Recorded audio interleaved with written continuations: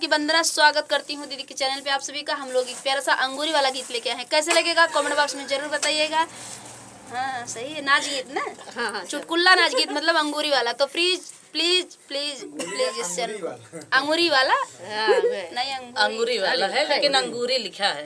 अंगूरी बीच कटवा अंगूरी बदन गाना है।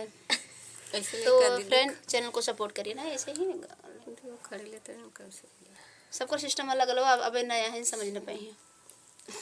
अंगूरी बीच कटावा गड़ी गईले हो, अंगूरी बीच कटावा गड़ी गईले हो, अंगूरी बेदनिया हम गईली सड़किया की लड़ी गईले हो, डाय लड़ी गईले हो, डाय बरसे नजरिया लड़ी गईले हो, डाय बरसे नजरिया लड़ी गईले हो, अंगूरी बीच कटावा गड़ी गईले हो, अंगूरी बीच कटावा गड़ी गईले हो, अंगूरी बेदनिया हम गईली कुंवनवा की लड़ी गईले हो, हे लड़ी गईले हो, महाराज से नजरिया लड़ी गईले हो, महाराज से नजरिया लड़ी गईले हो, अंगूरी बीच कटावा गड़ी गईले हो,